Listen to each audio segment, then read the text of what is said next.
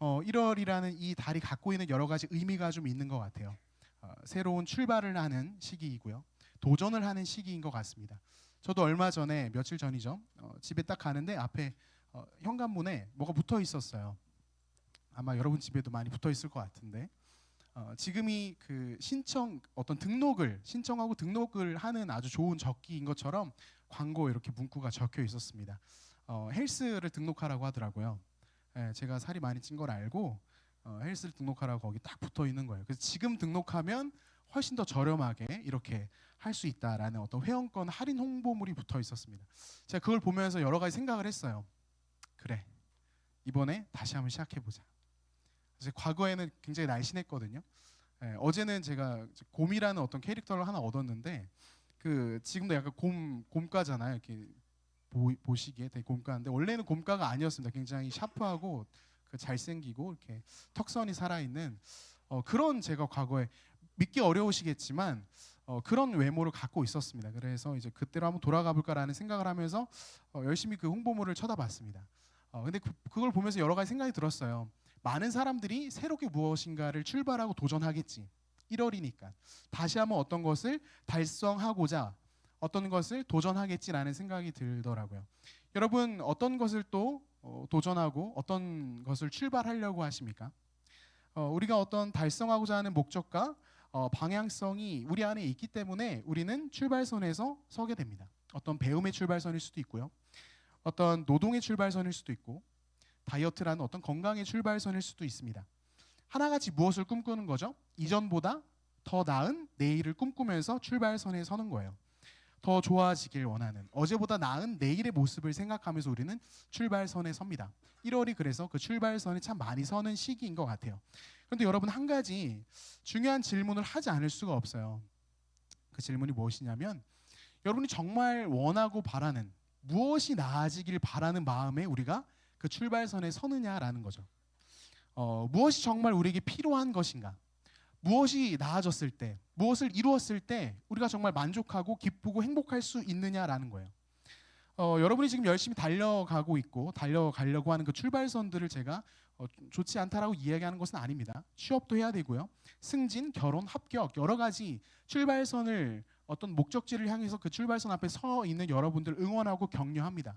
그런데 그것들 이전에 그것도 참으로 중요한 것은 맞으나 그것들 이전에 정말 우리가 달성하고 이루고 해내야 되는 올 한 해를 정말 잘 달려가기 위해서 내 안에 시작해야 되는 것이 무엇인가라는 질문을 하는 것이죠. 여러분은 주일날 이 시간에 이 자리에 와 계십니다. 여러분 스스로는 여러분을 어떻게 이야기할지 모르겠습니다. 여러분 스스로를 정말 하나님을 사랑하는 하나님의 사람들, 그래서 하나님을 너무 사랑해서 예배의 자리를 사모하여 이 자리에 내가 나왔다라고 대답하시는 분들도 계실 겁니다. 그런데 그렇지 않고 어떤 습관을 따라서 어떤 안 가면 안 될 것 같은 마음에 내지는 그냥 뭐 아무런 기대감 없이 이 자리에 오신 분들도 계실 수 있습니다. 근데 여러분 어떠한 마음으로 이 자리에 오셨든 저는 여러분에게 이렇게 좀 축복하고 도전 드리고 싶습니다. 여러분은 하나님의 사람입니다. 믿으십니까? 아멘. 다시요. 여러분은 하나님께서 이 자리로 불러주셔서 이 자리에 앉아서 예배 드리는 하나님의 사람들이십니다. 믿으십니까? 여러분 이 자기 정체성을 우리가 놓치시면 안 돼요. 여러분이 어떻게 생각하든 저는 매주 여러분을 향하여 하나님의 사람이라고 불러드릴 겁니다. 그리고 하나님의 청년들, 이 시대를 살아간 하나님의 사람들 이렇게 축복하고 또 권면하고 도전하고 이런 이야기들을 제가 계속 할 겁니다. 올 한 해 계속 그렇게 할 것 같아요. 근데 그것이 참 부담스럽고 뭐 피하고 싶은 그런 게 아니라 우리의 행복이거든요. 세상에선 듣지 못하는, 그렇죠? 세상에서 가질 수 없는 놀라운 특권과 권리를 우리가 갖고 있다는 것을 확인하는 겁니다. 하나님의 사람들인 여러분, 하나님의 청년들이요, 올 한 해 우리가 어떤 출발선에 서는 게 좋을까요? 여러분이 거룩한 이 정체성을 가지고 거룩한 부담감을 가지고 현실을 열심히 살아가는 6일의 그 시간들 열심히 사시다가 이 자리에 오셨잖아요. 표정 보니까 아닌 것 같긴 한데 여러분 그렇게 사셔야 되는 거예요. 정말 그 거룩한 정체성을 가지고 하나님의 사람이라는 그 이름을 가지고 그 6일의 시간들을 열심히 살아내다가 이곳에 오셔서 하나님께 기도하고 마음을 드리는 거죠. 여러분 이 시간 우리가 앞뒤 좌우로 서로 이렇게 인사를 했으면 좋겠습니다. 하나님의 사람으로 살아내셨나요? 라고 한번 질문해 볼까요? 이렇게 질문의 인사를 해보도록 합시다. 하나님의 사람으로 살아내셨나요? 네, 살아내셨습니까? 네, 좋아요.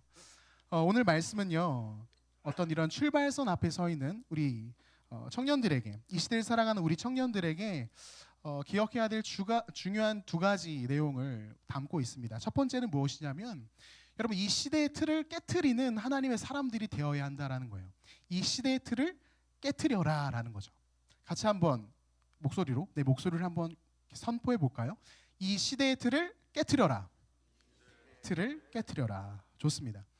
오늘 말씀 1절 말씀이 이렇게 기록되어 있습니다. 1절 말씀 제가 한번 읽어볼게요. 하늘이 하나님의 영광을 선포하고 궁창이 그의 손으로 하신 일을 나타내는도다. 이렇게 기록되어 있어요. 세 번역으로 보면 이렇습니다. 하늘은 하나님의 영광을 드러내고 창공은 그의 솜씨를 알려준다. 이렇게 되어 있습니다. 교회를 다니고 신앙을 갖고 있는 우리가 볼 때는 전혀 이상하거나 어색하지 않은 내용이에요. 그렇지. 시인은 하늘을 바라보면서 무엇을 이야기하고 있습니까?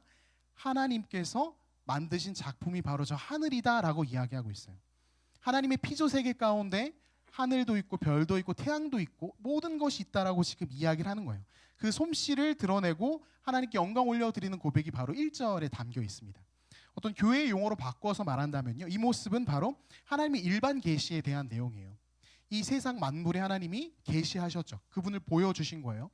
내가 존재한다, 내가 이것들을 만들었다라는 것, 온 만물에 감출 수 없는 하나님의 그 솜씨, 작품의 그 놀라운 것들을 보게 하셨다라는 거예요. 당연해 보입니다. 우리에게는 있어서 굉장히 당연해 보이는 이 1절의 고백이에요. 그런데 이 고백이 그 시대에 과연 익숙했느냐라고 질문해 볼 때 그렇지 않습니다. 이 시를 기록하고 고백했던 시인의 시대를 생각해 보면 하나님이란 존재가 전능하시고 그분이 만물을 다스리셔서 모든 것들을 만드셨다, 이런 개념들, 히브리의 그 종교, 히브리의 그 신앙이 보편적이지 않았습니다. 결코 그러지 않았어요. 이스라엘이라는 민족, 굉장히 작고 약한 민족이잖아요. 그 민족이 믿는 야훼의 신앙, 하나님을 믿는 그 신앙은 고대 근동의 주류가 아닌 비주류 중에 비주류였습니다. 아마 몰랐을 거예요. 많은 사람들이 몰랐습니다. 뭐 그런 신앙이 있어? 야훼라는 존재가 있어? 다 그렇게 생각했어요. 그리고 대부분의 그 시대, 강대국 그 시대의 사람들이 생각하고 믿고 알고 있었던 것은 강대국의 종교적 가르침인 거죠. 그게 주류였습니다. 그게 주류이며 그 세상의 인식이 모든 사람들을 지배하고 있었던 거예요. 그 주류인 강대국들의 신앙관, 강대국들의 세계관은 무엇이냐면 하늘과 태양, 방금 1절에서 등장했던 하늘과 태양이 마치 신이라고 생각했던 거예요. 신적 영역으로 생각하며 감히 범접할 수 없는 존재와 대상으로 하늘을 생각했고 그 태양을 바라보았어요. 바벨론의 신 샤마시라는 그 신이 있었는데 당시에는 그 신을 가리켜서 심지어 태양을, 그 신이 태양이었는데 그 태양을 가리켜서 신랑이라고도 표현했습니다. 그만큼 강력하고 힘 있는 어떤 존재로 그 신을 여겼고 사람들은 그렇게 생각했던 거예요. 그게 세상의 인식이었습니다. 보편적인 세상의 인식. 하늘은 신의 자리이며 태양은 바로 그 신이고 강한 신랑과 같은 존재, 바라볼 수 없는 그곳이라고 생각한 거죠. 그리고 그 세상을 지배하고 있던 이 어떤 세계관이라고 할 수 있는 이것들이 모든 영역에 그 영향을 끼쳤습니다. 뭐 사회, 문화, 철학, 예술, 뭐 일상의 작은 사소한 것까지도 모든 영역에. 그래서 잠들기 전에 태양신을 향하여 기도하는 거죠. 그렇게 기도하지 않고 자면 불안에 떠는. 그래서 기도하고 다음 날에도 태양이 뜨기를 바라면서 잠이 들어야만 하는. 그게 바로 그 당시 시대의 어떤 모습이었습니다. 그 시대의 틀이라고 할 때 그 시대의 틀 가운데 하나님이 계셨을까요? 하나님 계시지 않았어요. 우리에겐 익숙하고 친숙하지만 이 시가 기록되고 고백되어질 그 당시에는 그 시대의 틀 가운데는 하나님은 없었습니다. 깰 수 없어 보이는 그 틀, 하나님이 보이지 않는 세상, 하나님과는 상관없는 세상, 그 흐름 가운데에서 지금 시편 19편 1절은 무슨 이야기를 하는 거예요? 하늘을 가리켜서 너희가 신이라고 말하는 저 하늘이 실제로는 하나님이 만드신 피조 세계야라고 말하는 거예요. 그러니까 송두리째 흔들리는 거죠. 무슨 소리를 하는 거지? 말도 안 되는 이야기를 하고 있다라고 그 당시 사람들은 느꼈을 거예요. 그 문화 사상이 버무려져 혼돈한 세상 속에서 하나님은 조금도 찾을 수 없는 바로 이 배경이 이게 시인이 살아가던 그 백그라운드였다라는 거죠.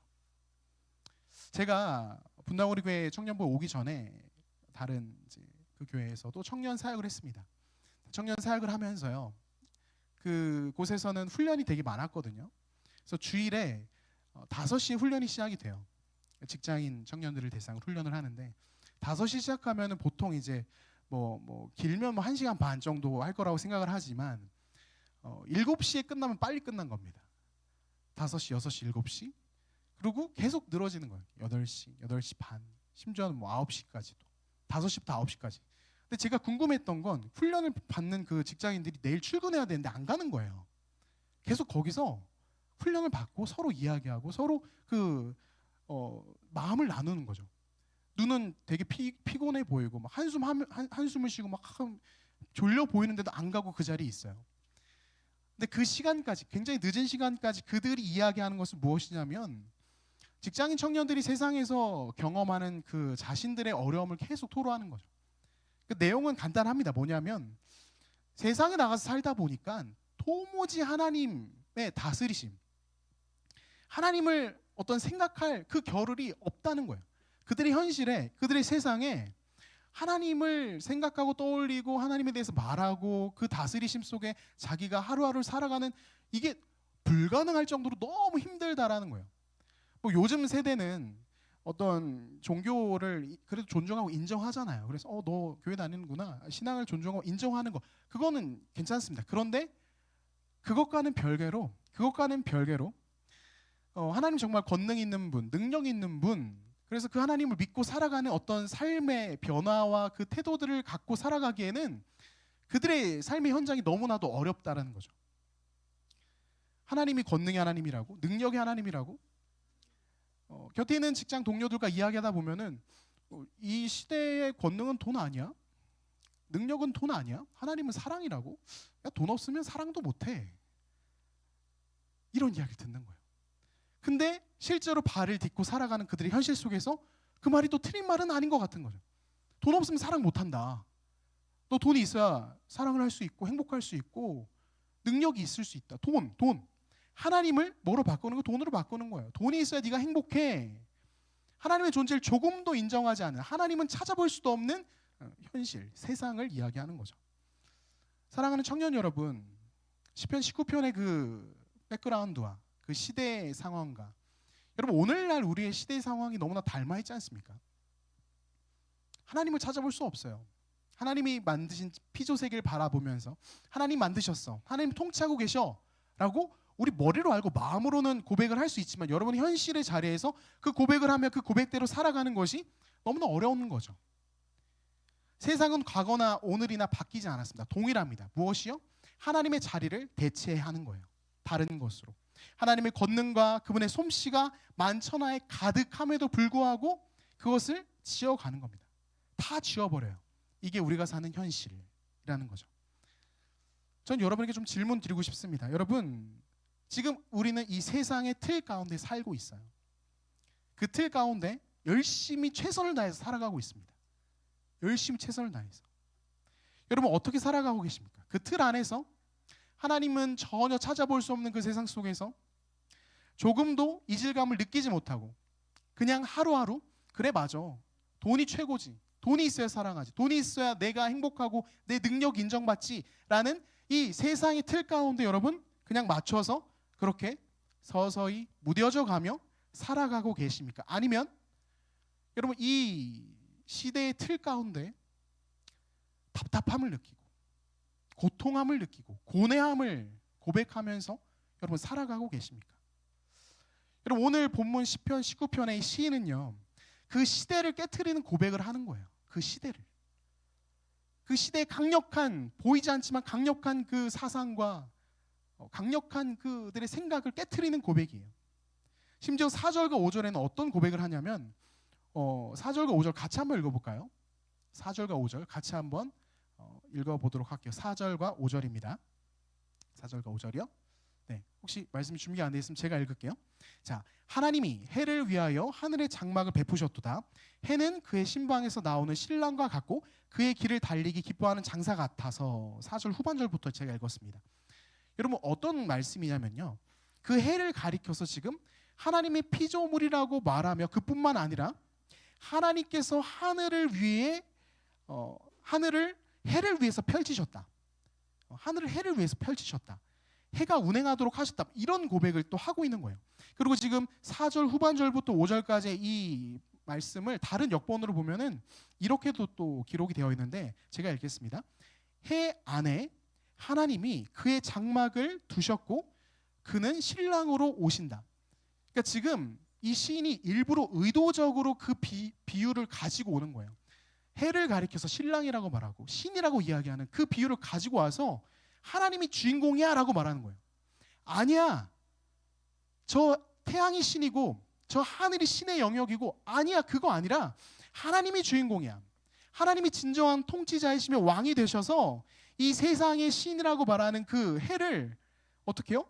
해를 그분의 장막으로 두는 존재다라고 말하는 거예요. 저는 이 역본이 오히려 그 시인의 어떤 마음을 잘 담고 있다고 생각합니다. 그래서 일부 학자들이, 실제로 학자들이 본문을 연구하면서 시인이 의도적으로 그 이방의 그 세계관의 단어들을 사용해서 그들을 향해서 외치는 거죠. 아니야, 하나님이 진짜 창조주셔. 너희가 신이라고 말하는 그 모든 것들은 사실은 하나님이 만드신 거야 라고 그 틀을 깨버리는 거예요. 놀랍지 않습니까? 저는 이 말씀을 읽으면서 저도 이제 모태신앙이다 보니까 처음에는 이 본문을 쭉 보면서 그치, 아멘, 아멘 이러면서 읽었어요. 1절, 2절, 그치, 맞아, 하나님. 그런데 이 시인이 이 고백을 했던 그 마음과 이 상황을 생각해 보면 이건 선포를 하는 거예요. 그 시대 틀을 다 깨버리고 코웃음 치면서 선포하는 거예요. 아니야, 그렇지 않아. 하나님이 진짜 살아계셔. 하늘이 신이라고, 태양이 강한 신랑이라고. 아니야, 진정한 신랑 되시는 그분이 하나님이셔. 하나님이 계셔. 시대 틀을 깨버리는 거죠. 너희는 그렇게 말하고 바라보며 생각하고 살아간다 하여도 나는 그렇지 않다라는 거예요. 하나님만이 나의 진정한 소망이 되시고 빛이 되신다라는 그 고백을 하는 거죠. 우리 믿음의 선배들 가운데 어떤 무명의 믿음의 선배가 이런 이야기를 했습니다. 잘 들어보세요. 기독교는 지독하게도 세상과 다른 대척점에서 진실을, 자유를 외치는 종교이다. 그렇기에 고독하고, 그렇기에 저항이 있으며, 그렇기에 결코 쉽지 않다. 우리가 믿는 기독교 신앙을 살아내는 것은 쉬운 일이 아니다. 너무나 동의가 되는 거예요. 여러분, 너무나 동의가 되는 거예요. 그저 이 시대의 틀에 맞춰서 그냥 그렇게 살아가면서 신앙을 유지한다?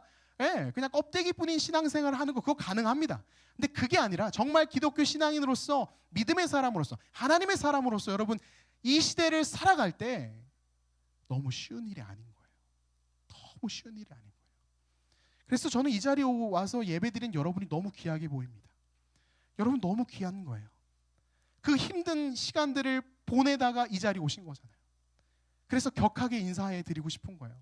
아까 들어오면서 보셨을지 모르겠지만 제가 이렇게 들고선 인사했죠.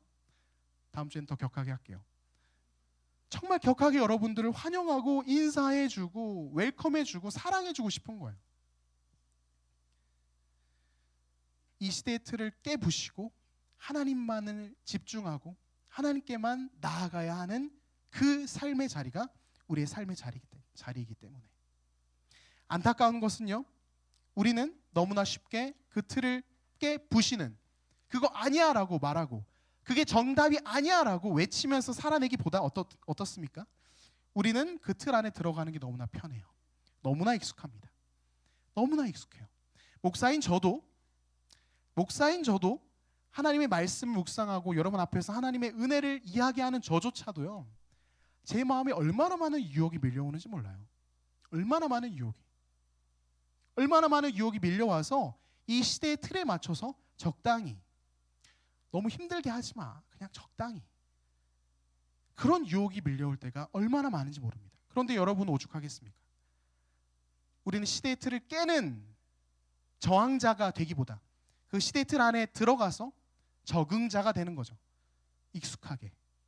하지만 여러분, 우리가 결코 그럴 수 없는 것은요, 적응자로 살아갈 수 없는 것은요, 갈라디아서 1장 4절에 바로 이 말씀이 우리에게 있기 때문에 그래요. 여러분 같이 한번 갈라디아서 1장 4절 읽어볼까요? 같이 한번 읽습니다. 시작.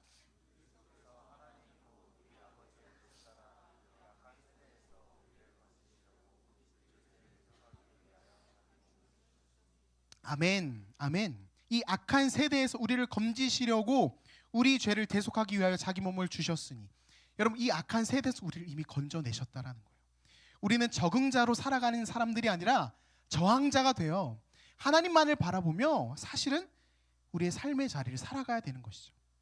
하나님 없는 세상이 틀에 맞춰가고 있는 것이 아니라 그 틀이 내가 너무 익숙해져 버렸으면, 아니 이제 익숙해지면 안 돼. 다시 그것들을 뜯어내고 벗어버리고 나의 정체성이 무엇인지, 나의 결정 방법이 어떠한지, 갈등을 해결하는 방식 속에 하나님의 마음이 있는지, 내가 진정 만족하는 만족의 근거 가운데 하나님이 계신지, 연애와 결혼, 재정 모든 영역에 여러분 우리는 이 시대의 틀을 깨버리고 하나님의 사람다운 모습으로 살아가셔야 한다라는 거예요.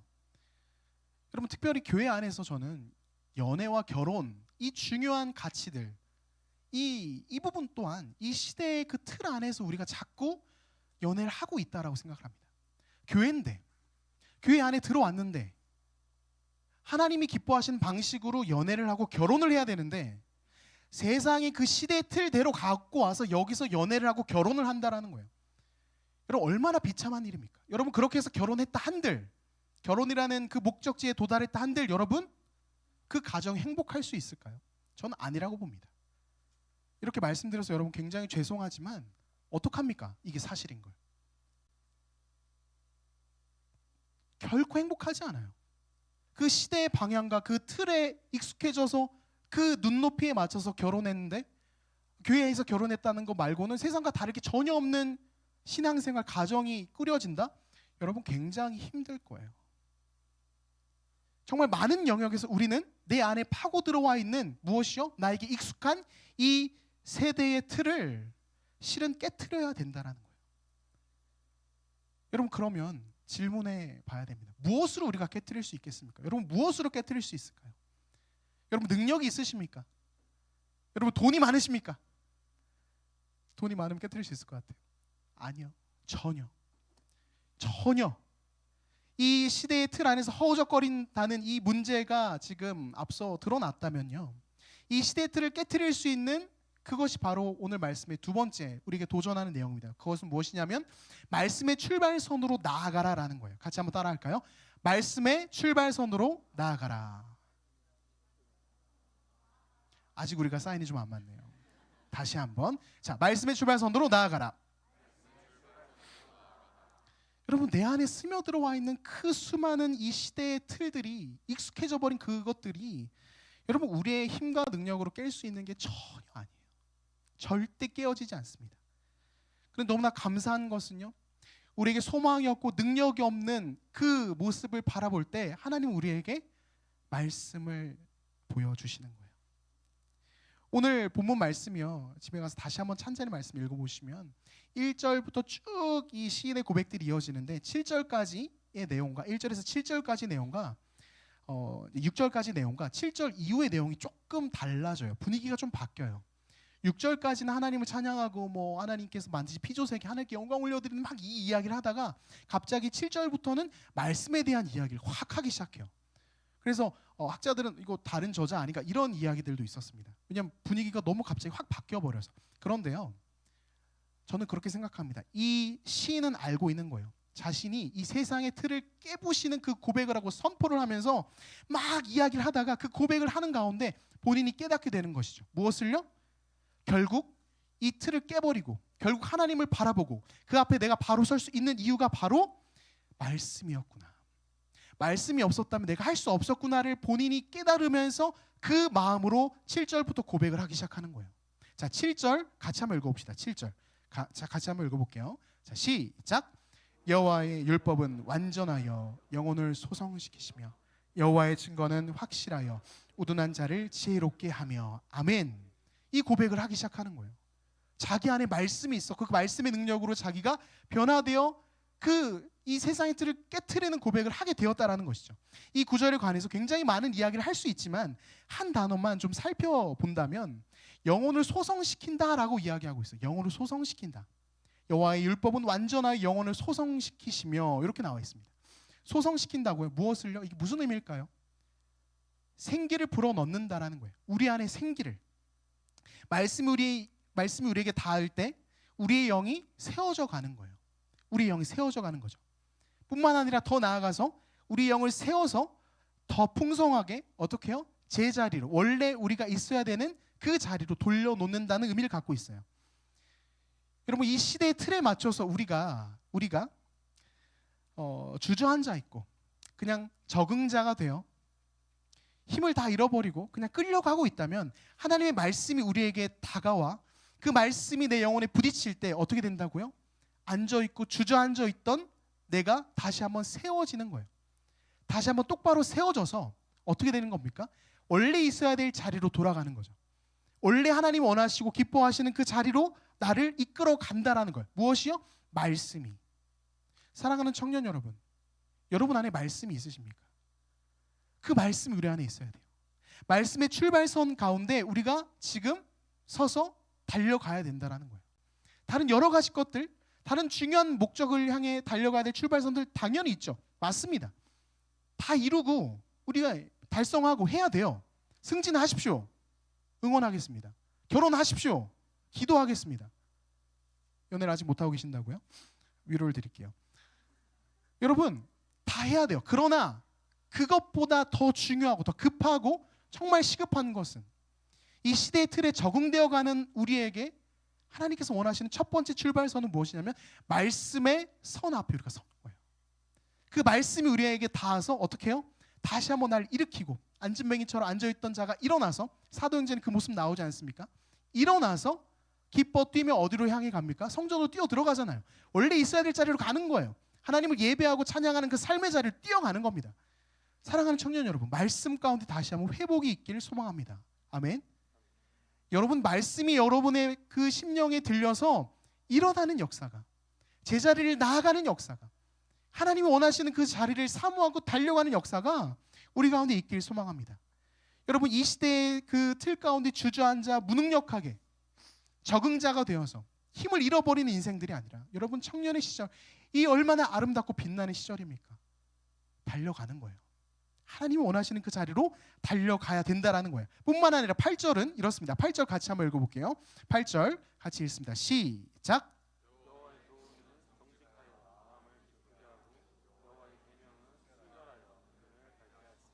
아멘, 아멘. 여러분 보세요. 여기서도 한 단어만 좀 집중해서 볼게요. 눈을 밝게 하시는도다. 이 단어만 집중하겠습니다. 여러분, 하나님의 말씀이 우리에게 왜 필요한지 저는 이 이야기를 꼭 드리고 싶어요. 여러분, 요즘 시대가 얼마나 혼미한 시대인지 아십니까? 모든 가치가 무너졌어요. 다른 말로 각자가 존중받는 시대라고 말하지만 결국은 모든 가치가 무너져가고 있습니다. 너도 맞고 나도 맞아. 근데 둘 다 맞는데 입장이 달라서 싸움이 나게 되면 정답은 무엇입니까? 정답은 없는 거예요. 왜냐하면 너도 맞고 나도 맞으니까. 가치가 무너져가고 질서가 무너져가는 참으로 혼미한 시대가 오늘날 이 모습이에요. 여러분이 살아가는 시대입니다. 그런데 이러한 가치와 어떤 질서와 기준이 혼미해가는 이 시대 가운데 여러분, 말씀을 통해서 우리가 영적인 눈을 다시 한번 회복하는 거예요. 그 눈을 회복하여 어떻게 해요? 하나님께서 우리에게 원하시는 결정들을 해 나아가는 것이죠. 그 말씀을 근거하여 바른 걸음들을 해 나아가는 거예요. 그래서 여러분 잘 알고 있는 주의 말씀 내 발의 등이요, 그 말씀 알고 있지 않습니까? 실제로 그런 거예요. 그 말씀이 나의 삶을 비출 때, 내 영을 비출 때 우리가 질서 없는 이 시대, 가치가 무너져가는 이 시대 가운데 하나님의 가치와 질서와 기준을 세워서 나아가는 거예요. 사랑하는 청년 여러분, 다시 한번 질문드립니다. 여러분 마음 가운데 그 말씀의 기준이 있으십니까? 하나님의 마음에 부합한 그 질서가 세워져 계십니까? 이거 회복해야 되는 거예요. 이거 회복하지 않으면 우리는 적응자로 그냥 시대에 흐름에 따라 살아가는 존재가 된다라는 것이죠. 제가 너무나도 좋아하는 스펄전 목사님의 글을 좀 갖고 왔습니다. 제가 한번 읽어드릴 테니까 한번 눈으로 따라와 주세요. 주의 말씀은 내 발의 등이요. 이 세상이라는 도시를 지나가는 우리에게 주님은 종종 그 어둠 속으로 들어가라 명하십니다.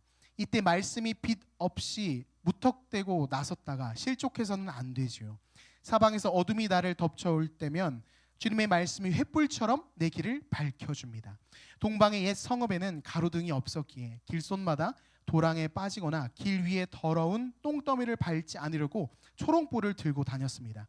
이는 어두운 세상길을 걷는 우리에게 아주 걸맞는 은유입니다. 성경이 횃불처럼 밝혀주지 않으면 우리는 길도 모르고 어떻게 걸어야 할지도 알 수 없지요 라고 이야기하고 있습니다.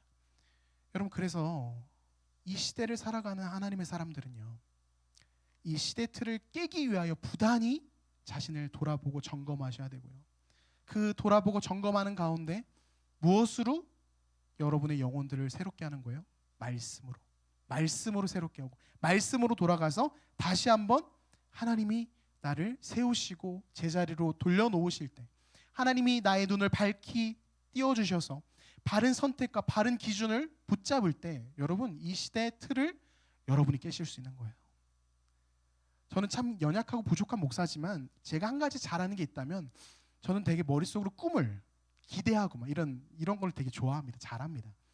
그래서 저는 여러분을 위해 기도하면서 그런 꿈을 꾸고 그런 기대를 갖고 있어요. 뭐냐면요, 여러분이 살아가고 있는 현실들 있잖아요. 그 현장들, 그곳에서 여러분 한 명 한 명이 그 시대 틀을 깨부시는, 오늘 본문의 그 시인처럼, 아니야, 진짜 능력은 돈이 아니라 하나님이야, 아니야, 진짜 사랑은 인간들의 그 어떠한 그건 쾌락이고 진짜 사랑은 하나님 안에 있어, 보여주시는 거예요. 선포하시는 거예요. 그러려면 말씀의 능력을 회복하셔서, 그래서 실제로 그러한 모습을 살아가는 것을, 그렇게 이 시대 틀을 깨부시는 모습을 저는 머릿속으로 상상하고 기대하고 꿈꿔봅니다. 여러분, 올 한 해가 시작된 지 벌써 14일이 지났습니다. 말씀 많이 읽으셨죠? 죄송합니다. 읽으셔야 됩니다. 다시 한번 말씀으로 돌아가셔야 돼요. 그래서 오늘 본문 14절 말씀 다시 한번 같이 한번 읽어봤으면 좋겠는데, 14절 말씀 같이 한번 읽겠습니다. 14절 시작. 나의 반석이시오 나의 구속자이신 여호와여, 내 입의 말과 마음의 묵상이 주님 앞에 연락되기를 원하나이다 라는 고백을 하고 시인은 고백을 하고 마무리를 하였습니다. 여기서 나오는 연락되기를이라는 표현이요, 세번역으로 보면 주님의 마음이 들길 원합니다 라는 고백이에요. 시인은 하나님을 찬양하고 이 시대를 향하여 그 시대 틀을 깨부시는 선포를 하면서 진짜 그 말씀 때문에 내가 이렇게 살아가고 그 말씀이 나를 살립니다 라고 이야기하면서 마지막에는 주님, 나의 말과 내 마음의 묵상이 주님 마음에 들었으면 좋겠어요, 이 고백으로 마무리를 한다라는 거예요. 사랑하는 청년 여러분, 말씀을 맺도록 하겠습니다. 여러분, 혼미한 시대 가운데 하나님의 사람으로 우리는 부름 받았습니다. 너무나 많은 문제들이 있고 또 어려움들도 있어요. 그런데요, 다른 그 무엇보다, 다른 그 어떠한 그 문제들 해결하기 위해서 여러 출발선 가운데 서시겠지만, 무엇보다 우리는 말씀의 출발선으로 나아가야만 합니다. 그리고 이 시대 틀을 깨트리는 진정한 하나님의 사람들로 일어나셔야만 합니다. 여러분, 이러한 마음을 담아서요, 우리 찬양 같이 했으면 좋겠는데요,